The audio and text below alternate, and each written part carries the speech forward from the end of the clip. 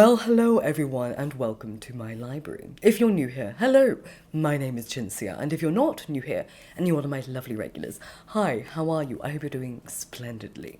So let me address the obvious here. My voice is sounding very sore. It is. I have laryngitis yet again, and it's not getting any better. I've left it a week and it has deteriorated since then, so we're just going to have to deal with the fact that I don't sound exactly at my best. Also, my dogs are playing at the moment, and you may hear cute little growling. I'm not going to stop them from playing, but they have very conveniently chosen the moment I start playing record to actually start playing with each other. It's adorable, but also inconvenient. Oh my god. So as you can see, we are talking about vampires today. Yes, my relatives, the vampires. I jest. I've had several comments in the recent past professing conspiracy theories that I am some kind of vampire myself, which it's new to me, that's new. Although the comment on my incredibly pale skin is not new at all. In fact, many years ago when I was in a play, a critic decided to comment on my white makeup. Little did he know that I wasn't actually wearing any foundation whatsoever. It was just my natural glow. But as a very pale, rather dated-looking woman who loves wearing red lipstick, I think vampires are kind of my forte, though I do prefer werewolves, I'm not going to lie. And don't be alarmed if you see somewhat of a red tint around my fingernails. I was wearing red nail varnish, I promise.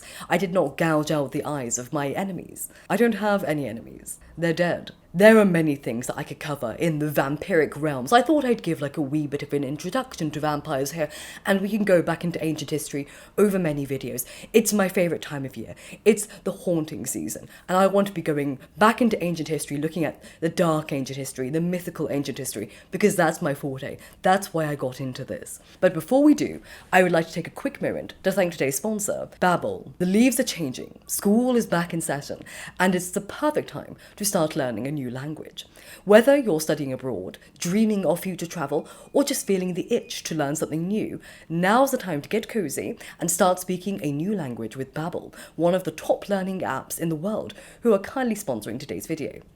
If you've been watching me for a while, you will know that I have struggled learning languages my entire life, and I have tried perpetually and failed continuously to learn French repeatedly throughout my life. It is my favourite language, but I cannot pick them up. But thanks to Babbel, I started my French journey once again, and I'm feeling a little bit more confident with going forward speaking French to people. Let me give you a go. Salut, je m'appelle Cinzia. Mon anniversaire c'est le 5 novembre et j'habite en Écosse. J'aime lire des livres et mon livre préféré est Moby Dick de Herman Melville. I've been picking up French over the past couple of weeks with these short 10-minute interactive lessons via my mobile phone. Additionally, if you're someone who likes to listen to my videos whilst they're in the background and you're doing other things, then you're clearly someone who's very much like me, and you learn best via audio, which means Babbel is perfect for you because there are multiple ways to learn via the app. There are lessons, podcasts, games, videos, and live classes with top teachers, so you can learn a new language whilst exercising at the gym, on a walk, or whilst cooking. If you're interested in learning a new language today, then you can get 60% off your subscription by clicking the link in the description down below. And if you're not happy, you have 20-day money-back guarantee. So thank you so much, Babbel, for sponsoring today's video. And now, let's get talking about vampires. So recently, an archaeological dig led by a professor at Poland's Nicholas Copernicus University turned up something unusual in the 17th century graveyard. A woman's body buried with a sickle across her neck, placed in a way that would decapitate her or severely injure her were she to try and get up. Now this is but one technique people used to keep the dead down. Another technique was propping rocks under their chin, and others included cutting off the legs or head of the dead person, burning them, or my personal favourite, placing them face down, because you know that the dead certainly could get up, but they can't turn themselves round. So obviously, none of these techniques amounted to anything because the people were already dead. But at this time in Eastern Europe, there were mass reports of vampire outbreaks, which led to people taking extra measures to ensure suspected vampires wouldn't crawl out of their graves. So we are all familiar with the blood-sucking, nocturnal, demonic humans who raise from the dead to terrorize their family and neighbors by sucking their blood or by living out a pathetic, sparkly teenage girl's dream. But whilst many of us are familiar with vampires in a literary context, we often forget the true victims of the superstition. Prior to the Romantic movement, around the 1780s, the vampire existed solely in the realms of the ecclesiastic study, or it was a minor figure in folklore. Its artistic currency didn't exist until the vampire entered the Romantic consciousness of the Germans, French, and the English. And this is where our conceptualization of vampirism comes into play and comes from. The spark in the Romantic interest in vampires hadn't come out of nowhere. Strange tales of vampirism had been travelling from Eastern to Western Europe through the 17th century. These tales involved a recently deceased person, one who usually died under very unusual circumstances, raising from their grave to terrorise their family and neighbours, sucking their blood before returning to their grave before sunrise. Those suspected of vampirism were exhumed from their graves, and to the horror of those around them, they were found to be in pristine condition and their veins full of blood. The only way to stop these monstrous creatures from rising again was to impale them, cut off their heads, or remove them and burn their hearts, or turn them face down, which again I think is my favourite. So many accused vampires have been dug up by archaeologists over the years. In the 1990s, University of British Columbia archaeologist Hector Williams and his colleagues discovered an adult male skeleton whose body had been staked to the ground in the 19th century cemetery on the Greek island of Lesbos. Whoever buried the man had driven several 8-inch long iron spikes through his neck, pelvis and ankle. Additionally, in 2005, whilst uncovering mask plague graves in the Venetian island of Lazaretto Nuovo, workers made a strange discovery: the skull of a woman with a brick jammed into her mouth. You see, this actually has an interesting story behind it. The Black Death first arrived in Europe in 1348, and Venice was quick to respond to the plague. Communicable diseases hit the maritime empire of Venice particularly hard, and as a precaution, 2 separate quarantine stations were established to keep the diseased and the potentially diseased away from the living, trapped in close quarters in the centre of the city. The Lazaretto Vecchio, the old quarantine, was established first in 1423 as a plague hospital and quarantine. Lazaretto Nuovo, the new quarantine, was built later in 1468 as a way station for incoming ships and cargo, where crews and goods were sequestered and searched for signs of sickness. But the areas were devastated by outbreaks of plague in 1576 and 1630, which meant many diseased were moved out to the islands such as Lazaretto Vecchio, and they stayed there until the end of their days. Analysis on the skull discovered with a brick wedged in the mouth revealed that it belonged to a woman between 61 and 71 years old. Although her exact story is likely never to be known, it was thought that she must have been believed to be a shroud eater, a type of vampire associated particularly with Germany and related territories. Shroud eaters are different from vampires that we know of today, as they didn't bite the necks of their victims. Rather, they remained in their graves and made hideous chewing noises that were thought to cause the death and destruction from a distance. It was a popular myth around the time of the plague, and it was easy to follow because when one member of a family died of the plague, the rest were likely to follow, technically speaking, leading to a false belief that the events were orchestrated by the first deceased member of that family, i.e. the Shroud Eater. A manuscript called De Masticatione Mortiorum, Latin for the Chewing Dead, offered helpful tips for those facing the walking or chewing dead, and prescribed practical treatments such as the aforementioned brick in mouth. "What are you doing, my little man?" "He's playing with some paper." It's fine. However, this is just a theory of how the brick ended up in her mouth. For all we know, it may have just ended up there, as the cemetery was reoccupied and reused for other things, such as a defence fortification under Napoleonic rule, before it was abandoned entirely in the 1970s.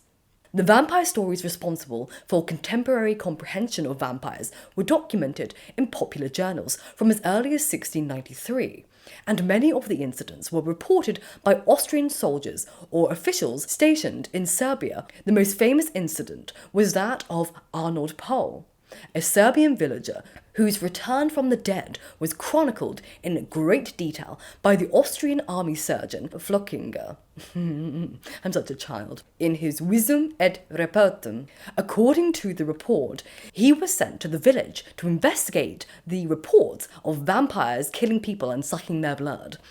Arnold Powell had reportedly been trampled by a vampire whilst he was serving in the Serbian army, and in an attempt to free himself from vampiric torment, he ate some of the dirt from the vampire's grave and smeared himself with its blood. Powell then returned to his village and lived out a quiet life as a farmer, until he was one day killed by a hay wagon incident. After his death, many villagers began complaining that they were being harassed by Powell, and the 4 deaths that occurred afterwards were blamed on him. His body was thus exhumed, and the surgeon was shocked to see that Powell looked very much alive. He wrote, quote, "He was quite complete and undecayed, and that fresh blood had flowed from his eyes, nose, mouth, and ears. That the shirt, the covering, and the coffin were completely bloody, and the old nails on the hands and feet, along with the skin, had fallen off, and that new ones had grown." Recognizing Powell as a true vampire, the villagers drove a stake through his heart, according to the custom whereby he gave an audible groan and bled copiously. As the number of these vampiric incidents grew, with more and more reputable figures documenting them, scholars began to debate their validity. Some scholars argued these vampires were bodies possessed by demons, whilst others argued the creatures were nothing more than figments of the imagination, and that their appearance and alleged behaviours could be explained away by disease or physical conditions. You see, the vampire endemic was just following on from the European witch trials, which, whilst not completely eradicated from recent memory, had decreased drastically in number. But unlike vampires, witchcraft had an exceptionally long history in the West. But even with scholarly dismissal, the reputable status of many of the reporters, from army officers to surgeons and judicial officers, left many feeling uneasy about the laying claims of their existence, including philosopher Jean-Jacques Rousseau, who wrote, "If there is a well-attested history in the world, it is that of vampires. Nothing is missing from it. Interrogations, certifications by notables, surgeons, parish priests, magistrates. The judicial proof is most complete. And with all that, who is there who believes in vampires? Will we be damned for having not believed?" The events were implausible. But why were so many credible witnesses attesting to the claims? Now, forgive me, I'm not entirely sure how to pronounce his name, so I'm going to say Calmet, because I believe he's French, but it could be Calmet. We'll go with Calmet. So, Abbot Dom Augustin Calmet took the claims of vampires very seriously. In his best-selling book of 1746, give me a minute, Dissertation sur les apparitions des anges, des démons et des esprits, et sur les vampires des Hongrie, des Bohèmes, et de Moravie, et de Silésie, Calmet examined the reports in details and concluded that vampires did not and could not exist. Instead, the reports were merely the result of fearful delusions and misinterpretations of the natural decomposition of the body. However, thanks to Voltaire's purposeful misreading of Calmet's work, many believed Voltaire's false claims that Calmet believed in vampires, and his investment in the vampiric claims did a disservice to the Enlightenment. I know, Calmet, I know exactly how you feel. I hate it when people comment before they actually watch the damn video. Out of sheer curiosity, researchers in 2014 at the University of South Alabama decided to study the skeletons of accused vampires to see if there was anything actually chemically unique about their bodies. The researchers studied the skeletons of 6 people who had been buried as vampires in a cemetery in northern Poland, alongside hundreds of bodies that had been buried, quote-unquote, normally. To identify where these victims came from, the team measured the strontium isotope ratios of the permanent molars, alongside the molars of 54 normal locals buried there. Strontium is an element found in most rocks, but the ratios of its isotopes present in certain rock samples changes depending on where they come from. This means that measuring the strontium isotopes of a specimen can help map out where it has been. Once the team had found the ratio of the strontium isotopes in the teeth of both the villagers who were buried there normally and the one marked as vampires, they tested the ratio of the local animals. Their results revealed that all 6 of the vampires were from local regions, meaning that they weren't strangers at all, and that instead it was something about the social identity or manner of the deaths that made them suspicious. Thus, these authors of the paper put forward an alternative theory to the vampires. They argued that there was a chance the vampires may have died of the cholera epidemic that was prevalent in Eastern Europe in the 17th century. They explained that the first person to die from an infectious disease outbreak back then was presumed more likely to return from the dead as a vampire. Quote, "People of the post-medieval period did not understand how diseases were spread, and rather than a scientific explanation for these epidemics, cholera and the deaths that resulted from it were explained by the supernatural. In this case, vampires," said the lead researcher Leslie Gregoricka in an interview. As Morris writes, strange phenomena were of interest to the Aristotelian natural philosophers during the 17th and early 18th centuries, who believed that the only relevant experiences were experiences of natural regularities. But their confidence in Aristotleanism was dislodged by events such as conjoined twins, extraordinary mushrooms, and people cured from blindness. During these centuries, natural philosophers found themselves having to redraw the boundaries of nature, but these unverifiable accounts made it difficult, particularly around vampires. The overly credulous risked accepting fabricated or fraudulent facts, whilst the overly incredulous risked rejecting new facts too quickly because it did not fit their expectations. You can imagine what a frightening thought vampires were to a religious society. According to the Bible, only God could bring back the dead. But were these vampires doing the work of God, or a demon? Or if the latter, how did a demon attain divine strength? Calmet argued that resurrecting the dead was God's ability alone, but demons were capable of manipulating nature and the order of things, which was why they could possibly reanimate a corpse through possession. Though Calmet went on to completely disavow the idea of vampires and the actual ability of them, he gave it some pretty considerable thought. After all, he believed superstition ought to be carefully documented and then investigated, allowing for questionable beliefs to be firmly categorized as true, false, or indeterminable. But vampires were not a new specimen to the 17th century. One of the earliest vampiric depictions stems from cuneiform texts by the Akkadians, Sumerians, Assyrians, and Babylonians, where they referred to demonic figures such as Lilu or Lilitu, which, yes, becomes Lilith in Hebrew. If you'd like me to do a whole video dedicated to Lilith and examining whether or not she was the first vampire and looking at ancient vampires in general, then please say so in the comments down below and give this video a like. But that is all for today for a little mini vampire video. I can only apologise again. I was hoping my voice would warm up, but I could feel it cracking at the end. So I'm going to wrap it up now. But thank you so much to Babbel for sponsoring today's video. And thank you for subscribing, liking, commenting, or being a member of my Patreon. I will be uploading some new podcast episodes soon. They're all scripted out. It's just my voice sounds terrible right now, and I can only apologise for it. I will see you soon for another video over on my second channel and here. So remember, be happy, be kind to yourself, and remember, books save lives, so keep reading.